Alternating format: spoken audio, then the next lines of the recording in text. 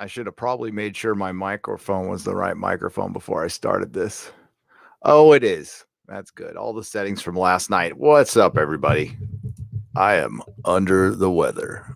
I was feeling it all day yesterday and powered through that 4.5 hour live stream and just feel like I got hit by a truck. I still went to the gym. I felt like I was 70 years old, which is only 20 years from now. Wait, I got to bend over. I just dropped something. Holy shit. I'm getting old. Hi, everybody. Father Christopher Miller, I apologize for just using the S word. Easy Does It, Eric K, Matthew Matson, Jake D, Berta Prey Kapla, Mutated Genome, and North American Ham Rammer. What's up?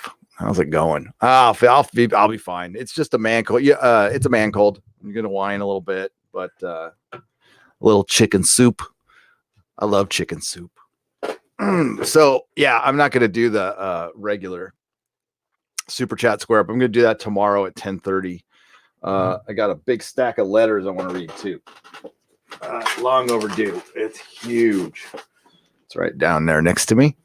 And I got some crazy stuff in the P.O. box. You guys are awesome, man. It's so funny. Oh my God, that t-shirt I got last night, I was busting up laughing. I put it up on Twitter. I don't know if you guys saw it or not. Hang on. So I started reading Blood of Elves today, and holy crap, is that good? My God, what took me so long? That's the first Witcher book. I'm not going to read, I'm not going to play the Witcher video games at all ever. But so far I am absolutely loving the book. I'm like, where has this been all my life? I'm such an idiot for not reading it. But here's this. It's a horrible shirt, ladies. I apologize for this. And but it's also funny as hell. And this comes from Eric K. So Eric K, if you're out there, you're here. Dude, it's fucking so funny. Oh God, sorry, Father Christopher Miller. I cuss a lot when I'm sick. I'm sorry. But my God, I laughed my ass off when I saw that. That was great. I think I'll wear that to Rise of Skywalker when I go see it. Oh my. Melissa gave it a funny look though, Eric K. That's so funny.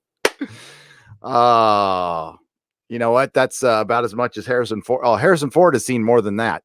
Ooh, I'm sorry. That was a low blow, but true story. So, Eric K, bless you. Bless you. I am Father, cover your eyes. I was a little late for that, but yeah, that's terrible. That's terrible. So how's everybody doing today on this crazy Black Friday weekend? So San Francisco, believe it or not, celebrates Christmas quite a bit, actually. It's actually for holidays, this town does know how to party its ass off. And it gets crazy. And this gym I go to has a movie theater. They're building a movie theater there now, and they took away all the parking. And I saw 2 fights today, 2 fights in the parking lot in the rain. I didn't get video though. I thought about it afterwards. I'm like, I got to get video of this stuff. I was going to go attempt to break one up, but somebody beat me to it. So it's like ladies. And it was, one of them was ladies. Purses were flying. It was hilarious. So it's been a funny day so far. It's been a funny day. You just finished the audiobook this week. I'm going to, what I do, North American Ham Rammer, is I'll read a chapter and then, I'll go listen to one and then I'll read one. It's quite good. Fighting over poop. No, it's raining. So it's, God flushing the toilet. It's raining, flinging poop. Dude, San Francisco is never going to live this down. It's never, ever going to live this down. I almost feel sorry. Our mayor is named, her name is London Breed. And she is about as useless, proof. She is as useless as all the other mayors have been. It's quite a town. The sports ball's on. Yeah, I'm sorry. I'm competing to sports ball. I'm competing with sports ball. I tried so hard to get into college football, and as some of you may know, I used to be the biggest NFL fan. Like, I was such a Charger fan, like hardcore. And I even played with the idea when the Chargers moved of becoming a Raiders fan. But then, this is prior to Doomcock saying, but I was living by those beliefs. Without respect, we reject. And if I became a Raider fan, I'd still be giving money in a way to Dean Spanos, and I'm not going to do that. But I feel that betrayed to go over to the enemy, especially when they're moving to my favorite town, Las Vegas. I got to see the stadium. It looks like they have a long ways to go on that, to be honest with you. I don't know when it's supposed to be done, but I just need a 4K TV now. They're getting cheaper. I've got one for $500. It's not the best one in the world, but the funniest thing, Father Christopher Miller, and I've talked to other families about this now. I'm curious to how you guys feel. We have a living room with the TV and surround sound and chairs, and we don't ever. I mean, I turned on my TV during Thanksgiving, probably for the first time in a month, and I just went to YouTube and got the Yule log fire thing that we always play with the Christmas music in the background. That was the first time I turned on my TV in a month. Maybe I should just ship it to you. Maybe I should just ship it to you. Football isn't fun anymore. It's not a sport that can survive in such a sensitive society. It's not. I didn't like the rule changes prior to. I have not watched a second of football since the Chargers moved. So I know the rule changes that happened. I didn't like. So yeah, it's gotten bad. He did, Eric K. There was a time, Eric, I was on his side because the city was lame. The city gave the Padres everything, which they didn't deserve it. And that was Larry Lucchino, Lucky Lucchino, who was with the Orioles before. I was a big baseball fan too, major baseball fan. And when he took over with, and he was basically the president. He swindled San Diego and got that stadium done. And the Padres, when they kept on saying, we will get the new, and this is why you don't believe these corporations. And this is why cities should never build stadiums. Nobody should ever spend a cent of tax. I'm super libertarian on this one. Because the Padres promised, they said, hey, we're broke. We need a new stadium because we're in a small market. And then we'll go out and get big free agents. What did they do? They fire sailed 2 years later. And they have been terrible since they got the new stadium. So, screw it. The only thing decent they've done is bring back the mustard and brown uniforms. That I like. I don't know. If the Padres ever got good again, I might dip in. But yeah. But Eric, you're right, man. Dean Spanos screwed over San Diego so bad he tried to blackmail them and was surprised when they did not bend over for him. And quite frankly, San Diego was one of the first cities to do that. The other cities tried and failed to bring up, get money when, especially in St. Louis. But with San Diego, no, we're just not having it. In the NFL, I don't think the NFL will ever go back to that town, which is crazy because I believe San Diego is the 6th or 7th largest city in the country. But you know what? When the Raiders, I'll stop the sports ball talk in a second. When the Raiders go to Las Vegas, they will be a bigger draw from LA than the Rams and the Chargers combined. There are a ton of Raider fans in LA. So, all right, we're done with the sports ball talk. But oh God, can I share it? I can. Okay, I'm gonna. I don't want to show here. Give me just a second. I was on Bulls Trek's live stream, and I didn't want to put this on Twitter. But they were talking about that meme, right? And then they brought up Trump and the doctor, and I said, and I did this in 5 minutes. This is not my best work. Okay, this is just not my best work. Just so you know. Let me get over here. Where'd it go? Is it on the desktop? Well, I just saved it. Where did I save it to?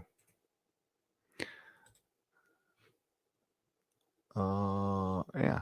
Oh, come on, really? I don't want to show the private messages. So how can I? Oh, I can do it this way. Give me just a sec. No, I can't show it now. That sucks. I'd have to tweet it out. I don't want to do that. But I have a picture of I can't pull it, of Trump's head on the doctor. It would piss people off. But I can't show. I just sent the message to Bolstrek in a private message, and I can't show private messages. I'm sure you understand. There's nothing like super secret in there. It's just, I'd have to clear it with him first. Hey, if I have time, I'll jump on for a minute. Sure. I love the fourth wave.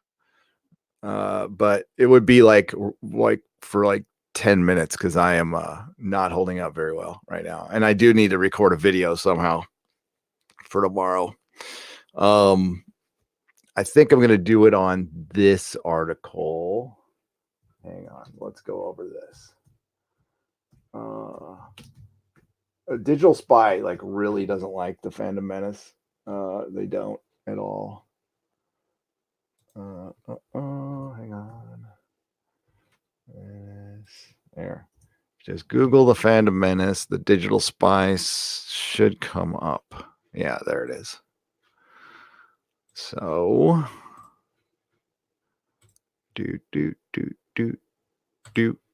boom.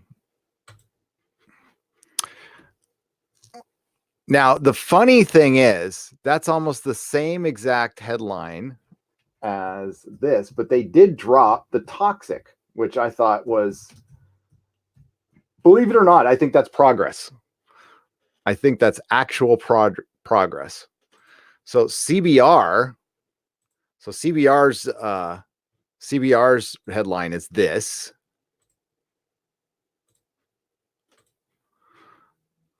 Toxic Phantom Menace, and then the Digital Spy one drops the word toxic. So I was like, you got to take these things in little bits.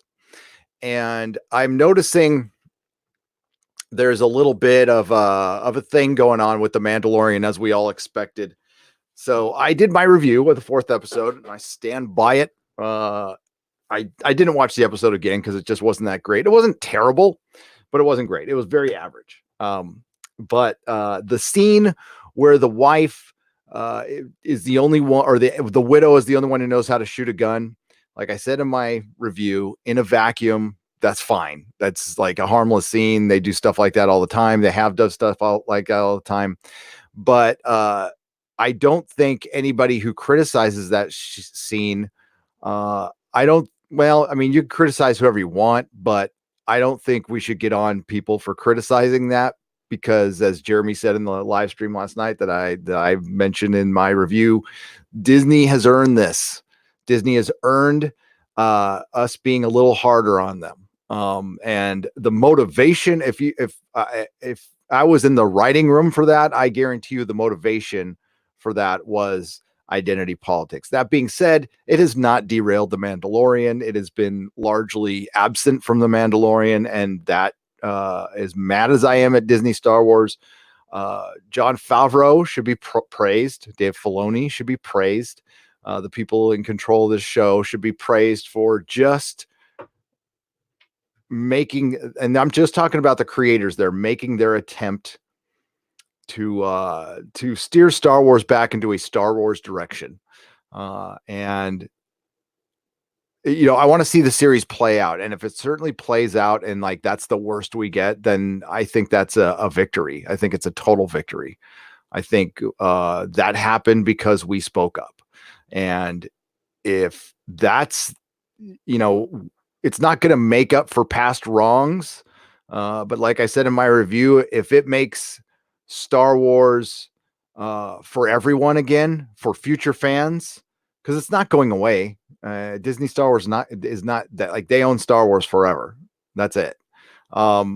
That's great. It's not going to bring me back, but if it helps future fans or if my kids ever get into it, which I doubt, that's great. That's fine.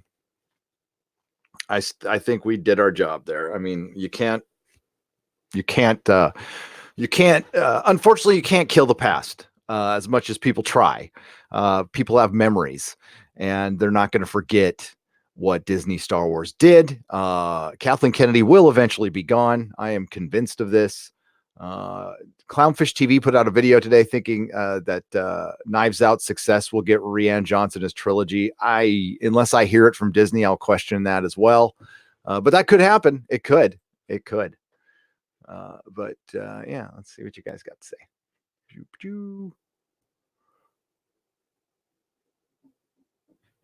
Yeah, I'll say my lifetime. I can't say forever. I'll say my lifetime.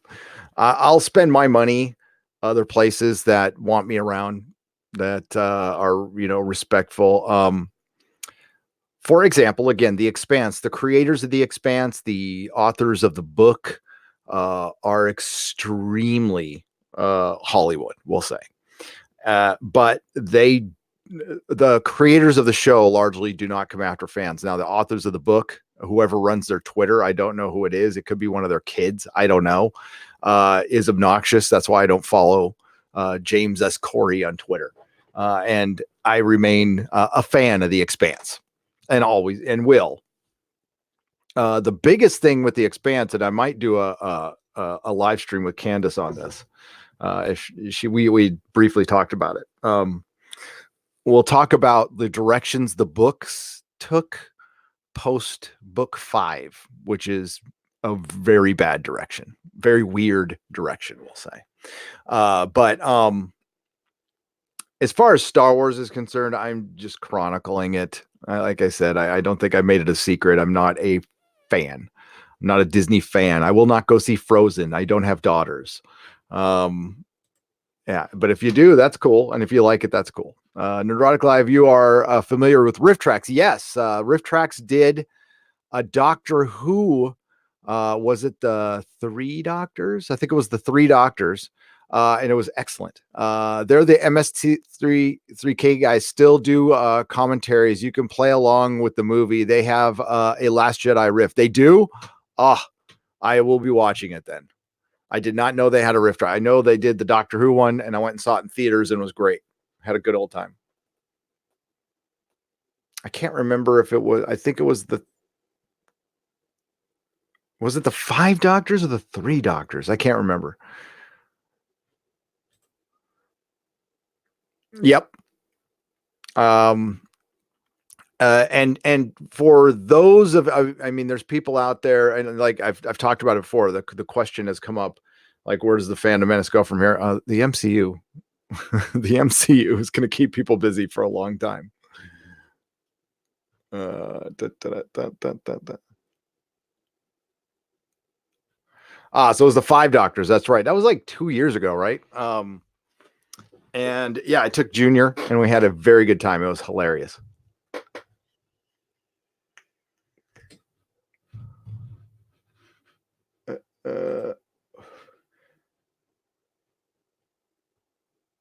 Yeah, it's very cutesy is right. And that's kind of what I didn't expect from, maybe I was just silly to expect something a little more adult out of The Mandalorian, but it's still good. It's still very entertaining. I like that 3rd episode a lot. I watched it twice. Disney won't change. They have their heads in the sand clearly. Proof in the pudding will be The Rise of Skywalker. Yep.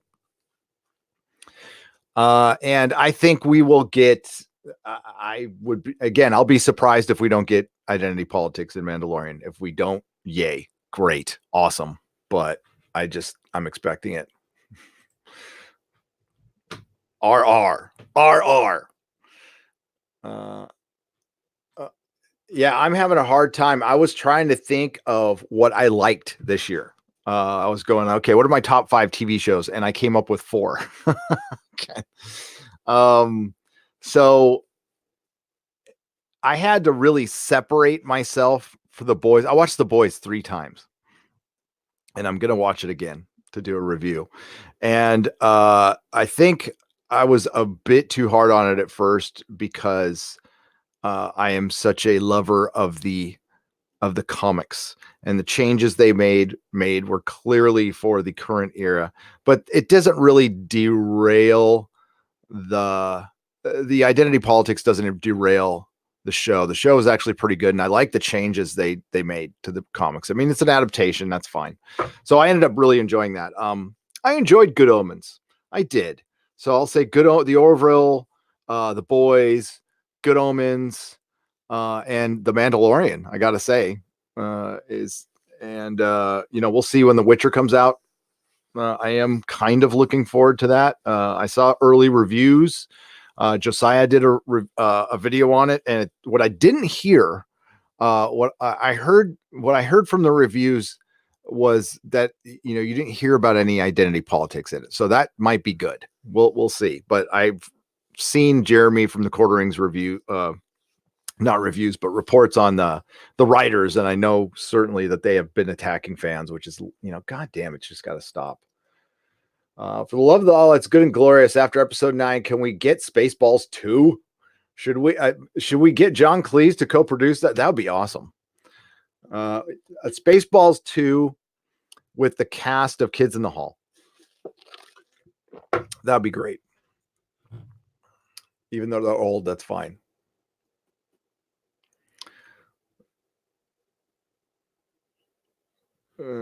Daniel, it's Daniel Abraham, so he runs the Twitter.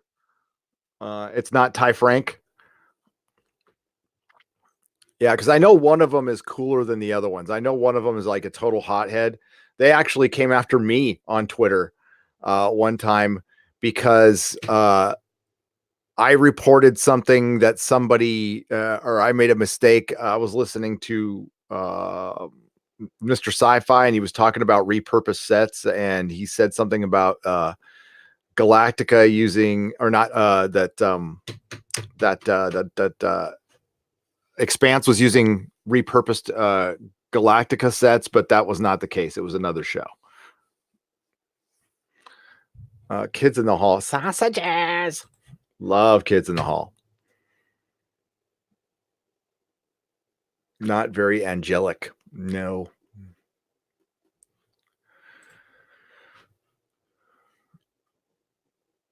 I'm just glad they're willing to show a male protector. My bar is so low. I am happy with the show for that one reason. Sad. Yeah. And that's the thing is, what gets lost in the argument is the nuance of we're not asking you to remove women from everything. We're not asking for anybody to be removed.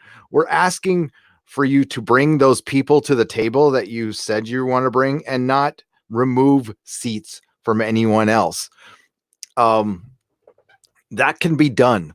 Showing people working together, and also showing a complexity. You know what? People of color can be bad guys. And they can be good guys too. And women can be as well. But when what starts losing it, and I'll say this about dudes and women, I'm in the middle of, I don't know if I'll ever finish it. I just tinker at it once in a while, as my Star Trek Discovery season 2 review. And thankfully the Blu-ray came out, and thankfully somebody sent it to me. So I can go over the special features. But Sonequa Martin Green is she's in season 1, she's beating the shit out of Klingons. And these are big dudes. These are, now Klingons can vary in height. They are very humanoid, so they can be short and thin, and they can be big. They are, I believe, a little stronger than humans, and Vulcans are stronger than both of them. Vulcans are 3 times as strong as humans, I believe. But she's beating the crap out of Klingons.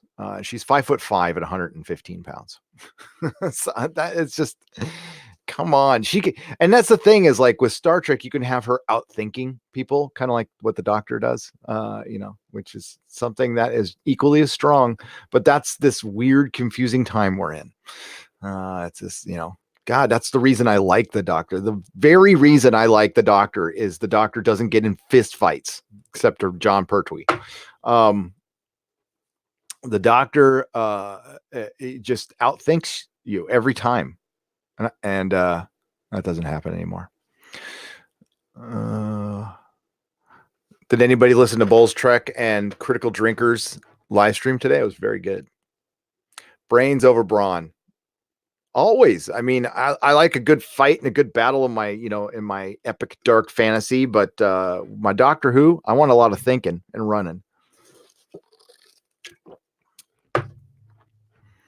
I do love that the first words that the Doctor utters in the new series is run.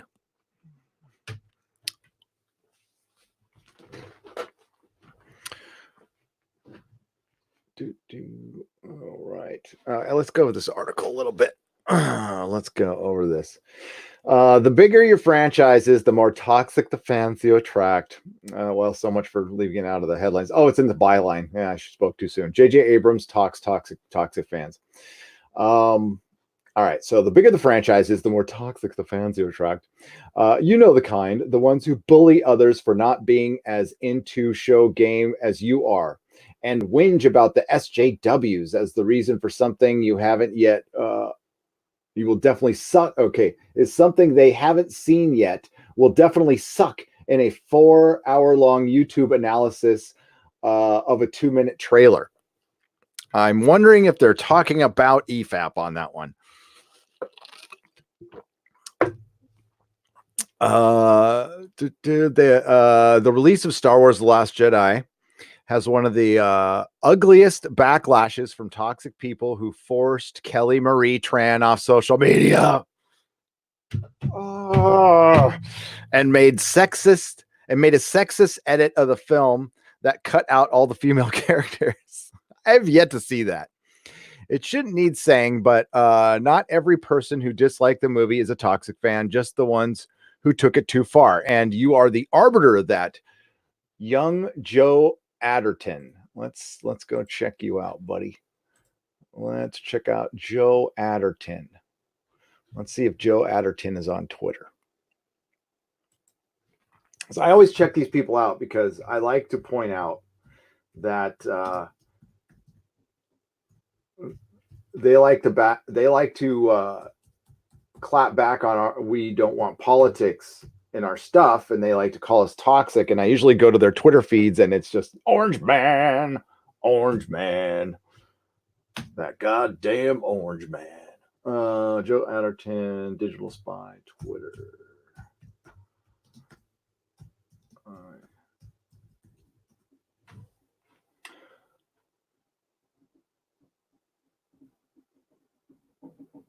right. Let's see if yeah, there it is right there. Okay. I could be wrong. You never know. Sometimes I'm surprised, and I go down. Usually it's all right. Good for him. It's not filled with political tweets. Then you, oh, well, no, well, I wouldn't call that political, but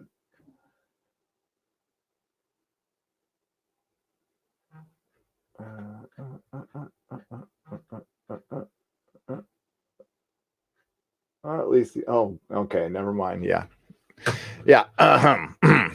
I'll leave that one alone. So Joe Anderton is a freelance news writer for Digital Spy because that's all they can hire. The release of Star Wars: The Last Jedi had one of the ugliest backlashes from toxic people who forced Kelly Marie Tran, blah, blah, blah. But not every person is toxic. But that's not what you really mean. As a longtime Star Wars fan and the director of the movie that is following up from The Last Jedi, how does J.J. Abrams respond to this culture of extreme negativity? Speaking to Esquire about changing responses to Star Wars in the social media / more progressive age. Is that what we're in? I would beg to differ with that. I would say our entertainment media does not decipher what age it is. It used to reflect it, but now I think it reflects a certain sect. Now, I would call the 80s a pretty Republican age, seeing that Ronald Reagan won in a couple of major landslides. But if you watch the entertainment from that era, some of it was still pretty for that time. It was, they were not fans of him. They were, believe it or not, they were talking shit about him in TV shows and everywhere. But we also had, Cobra and some action flicks. I think the bigger question is, how has everything changed? And I think there's a disconnect. I've talked about this before. I think the disconnect is wider nowadays, and I think it is because of classism. I don't think it is about the color of skin or anything. I think it is very uber. We have companies now that are bigger than any company in the history of time. I mean, it's East India Company, size and strength, but to modern times, they are freaking massively huge. You have, Zuckerberg, who, was just a dude who was just trying to get laid, created something that made him a gazillionaire. And once you get to that level, I think I know there is a major disconnect. And I think that's what's happening to Hollywood. As the wealth increases, so does the divide. So speaking to Esquire about changing responses to Star Wars and the social media, blah, blah, blah, I think that's a bigger question is, how has everything changed? The reaction to Star Wars, the increased attacks, the increased negativity, the fandom menace, as they call it, that's not unique to Star Wars, obviously, and you would know, JJ. And I think we live in a time where if you're not being divisive, if you're not creating something that's adverse clickbait. What's quick? Does he mean clickbait? And it's supposed to be quick bait. I don't know. Sometimes you don't quite feel like you're playing the game. That was not a compliment at all. But that's, JJ is a little more clever with his wording, a lot more clever with his wording than Rian Johnson is. But it's his response here that we should just like it because it's Star Wars. I've always loved Star Wars because it has a huge heart, and I always believe it and agree, blah, blah, blah. But do I love Star Wars? Yes. So we should just like it. It doesn't matter what JJ puts into it. And I'm sure that's how every creator feels. Why don't you just like what I make? I won't talk. You know what JJ doesn't bring up? Why he put partisan politics into a story that shouldn't have them. I'd love to hear his thoughts on that, his true thoughts, not what he says in the access media, because I don't think this guy is extremely guarded, and I fully believe he is on all the time. And I mean, like, his persona is on all the time. He is hyper aware of his persona, and this is why he's made it so far, because it's not his talent. Is not worthy of the success he's gotten financially. Spielberg, yes, I get it. J.J. Abrams is no Spielberg. He added, so for me, I hope, and I'm sure I'm naive about this, we can return to a time where we give things a bit more latitude. Oh, God damn it. Yeah. Speaking more specifically about The Last Jedi, Abrams said he found it fun to see surprising things Rian Johnson did with the franchise, while calling it amazing how it didn't derail things he wanted to pursue in The Rise of Skywalker. Well, that is some Hollywood speak right there, like I said before. So it's a big deal, but and it remains a big deal. But JJ was not complimentary. I'm sure he probably wishes he didn't say Phantom Menace out loud. The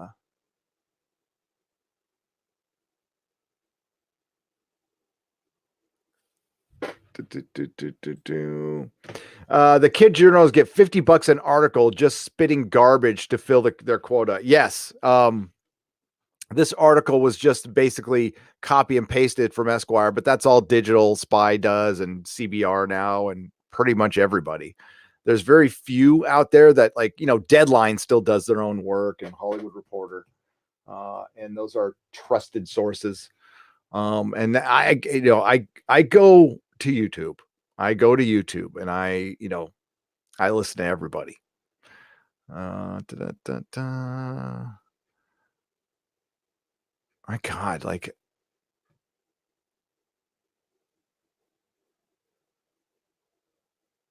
yeah, Frozen 2 made a lot of money. Made a lot of money. Not surprised. Not surprised.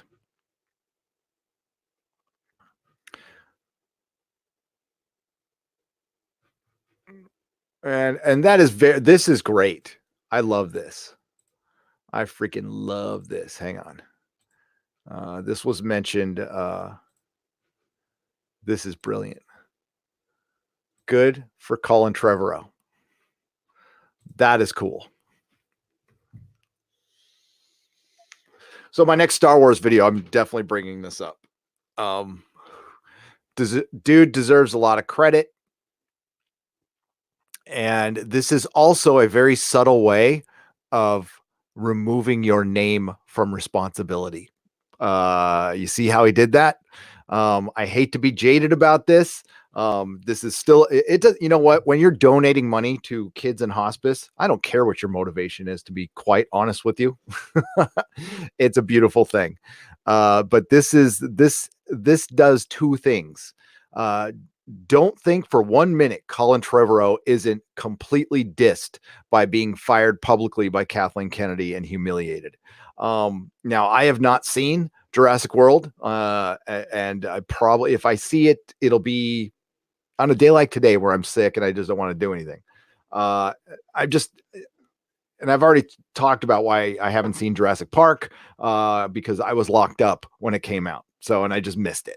So I didn't feel the need, but Safety Not Guaranteed is a very good movie. I like it a lot. And he did that. And you want to talk about a movie with a ton of heart, a movie that looked like it's going down a dark road and you're expecting this like tragic indie movie end, and it has like the happiest freaking ending ever, and it's great.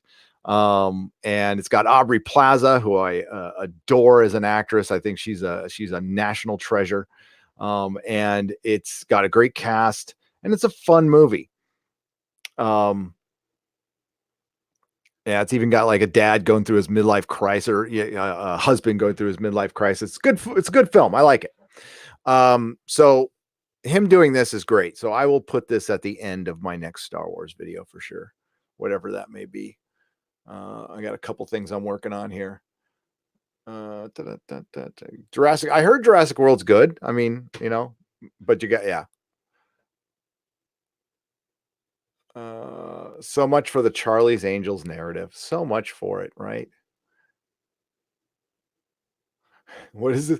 Editors are basically lawyers at this point, making sure the company line has been towed and making sure their target audience is pleased. And their target audience is shrinking.